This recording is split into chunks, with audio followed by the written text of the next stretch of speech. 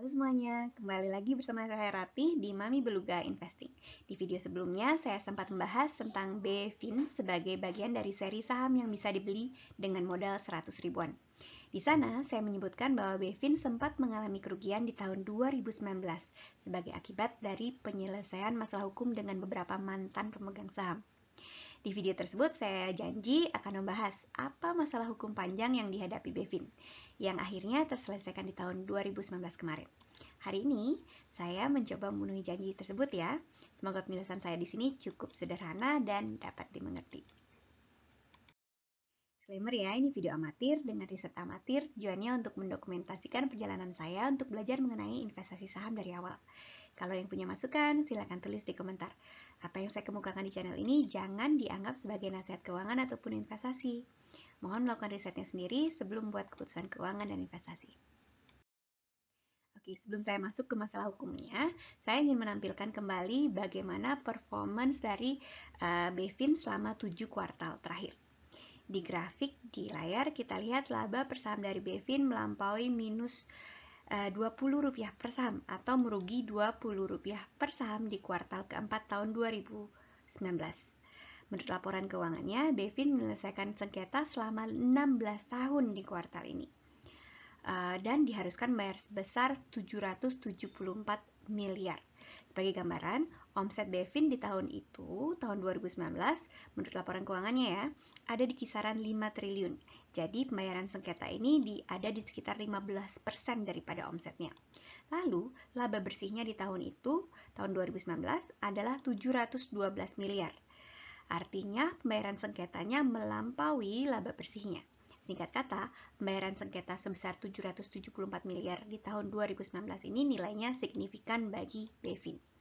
Dari keterangan di laporan keuangannya, sepertinya masalahnya cukup besar dan kompleks, melibatkan hal yang terjadi dalam kurun waktu hampir 20 tahun.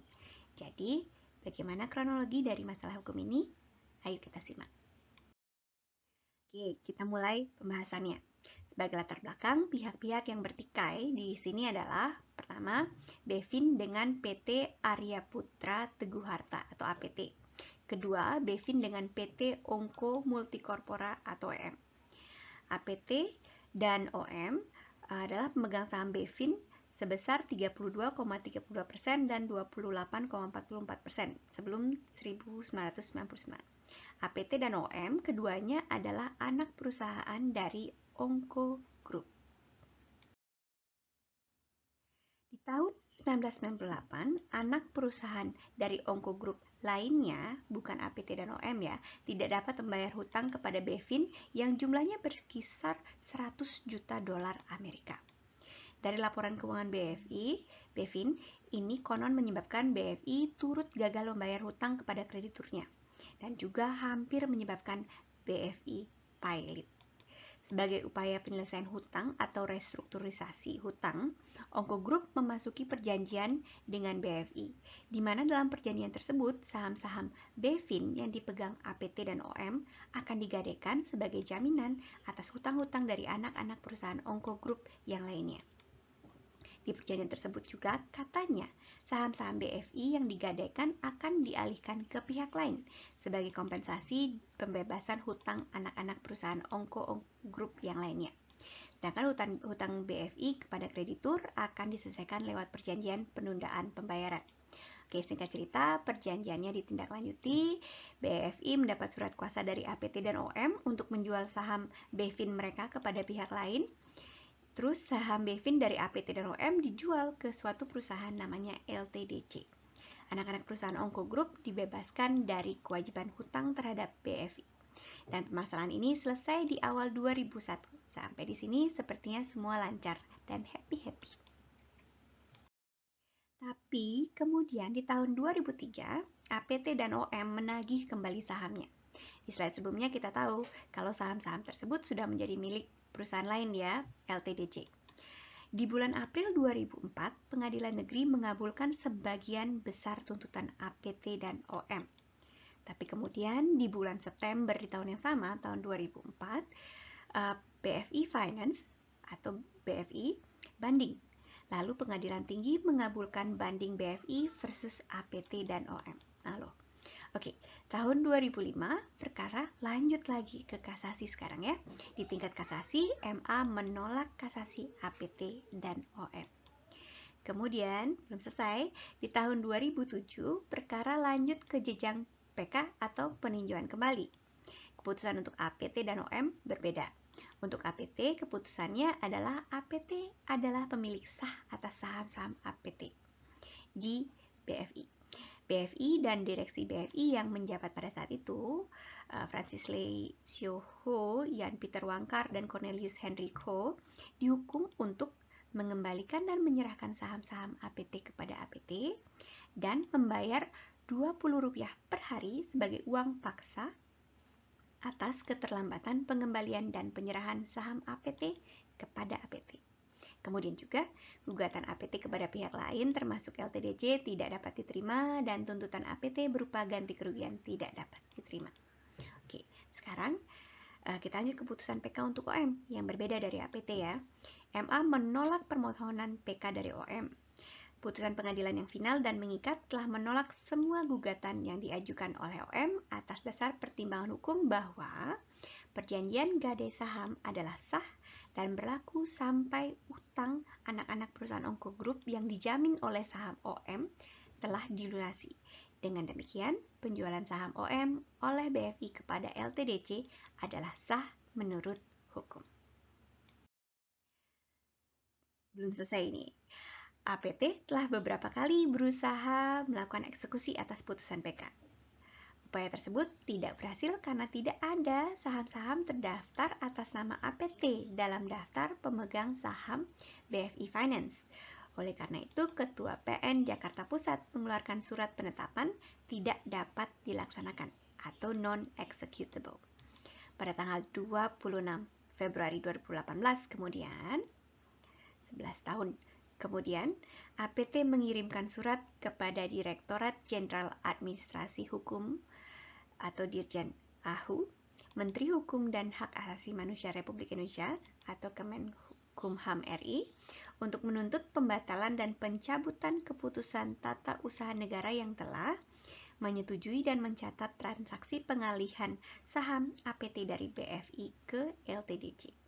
Menyesuaikan profil perusahaan BFI dengan mencantumkan APT sebagai pemilik atau pemegang dari 32,32% saham di BFI. Permintaan APT tersebut kemudian ditolak oleh Dirjen AHU. Dikarenakan adanya penolakan tersebut, kemudian pada tanggal 16 Mei 2018, APT mengajukan gugatan Kemenkumham RI di PT UN Jakarta dengan tuntutan berupa menyatakan tidak sah dan mencabut keputusan tata usaha negara yang diterbitkan oleh Dirjen AHU dan mengajukan permohonan penundaan pelaksanaan atau skorsing atas objek sengketa TUN TUN tersebut di bawah ini. Oke. Terkait gugatan APT di atas, BFI mengajukan permohonan sebagai tergugat 2 intervensi dalam perkara tersebut ke PT UN Jakarta dan dikabulkan. Terhadap perkara di atas, PT UN Jakarta mengabulkan skorsing yang dimohonkan APT atas objek sengketa PT UN Jakarta dan juga mengabulkan gugatan APT terhadap Kemenkumham RI. Selanjutnya, BFI dan Kemenkumham RI mengajukan banding atas penetapan tersebut kepada Pengadilan Tinggi Tata Usaha Negara PT TUN Jakarta. PT TUN Jakarta menerima permohonan banding BFI terhadap penetapan skorsing di mana dengan menyatakan penetapan skorsing atas objek sengketa TUN yang dikeluarkan oleh PT UN Jakarta dinyatakan batal dan dicabut serta tidak memiliki kekuatan hukum berlaku. Oke, belum selesai ya. Ini perjalanannya panjang, tapi belum selesai. Kemudian pada tanggal 10 April 2019, masuk ke tahun 2019, APT telah mengajukan upaya hukum kasasi terhadap putusan PT TUN Jakarta di mana hasilnya menolak kasasi APT. Pada tanggal 20 November 2019 kemudian, BFI dan APT menandatangani akta perdamaian berisi kesepakatan untuk mengakhiri dan menyelesaikan perselisihan yang terjadi secara penuh dan final dengan cara damai atas perkara yang sekarang berlangsung. termasuk semua perselisihan yang berkaitan dengan putusan PK 240. Perdamaian tersebut ditindaklanjuti oleh APT dengan melakukan pencabutan dan atau mendaftarkan perjanjian perdamaian atas semua perkara yang sedang berlangsung di Pengadilan Negeri Jakarta Pusat sesuai putusan sebagai berikut. Dalam kesepakatan perdamaian tersebut, BFI setuju untuk memberikan kompensasi kepada APT. Nah, ini dia. Nilai kompensasi tersebut dan biaya terkait penyelesaian ini telah dicatat pada pos beban lain-lain. BFI telah membayar penuh biaya-biaya tersebut di atas. Selanjutnya, APT telah melakukan proses pembubaran atau likuidasi perusahaan. Dengan demikian, maka seluruh sengketa hukum yang berlangsung sejak tahun 2001 antara BFI, BEFIN, kode sahamnya atau BFI Finance dengan APT telah selesai sepenuhnya. Oke, sekian ulasan perkara hukum BFI Finance yang mengakibatkan perusahaan ini membayar sebesar 774 miliar di tahun 2019. Jumlah yang bahkan melampaui laba bersihnya di tahun itu. Oke, sekian video saya kali ini. Akhir kata, semoga apa yang saya sampaikan di sini bisa bermanfaat. Terima kasih banyak sudah nonton. Ikuti terus perjalanan saya untuk belajar investasi ya. Sampai ketemu di video selanjutnya. Bye-bye.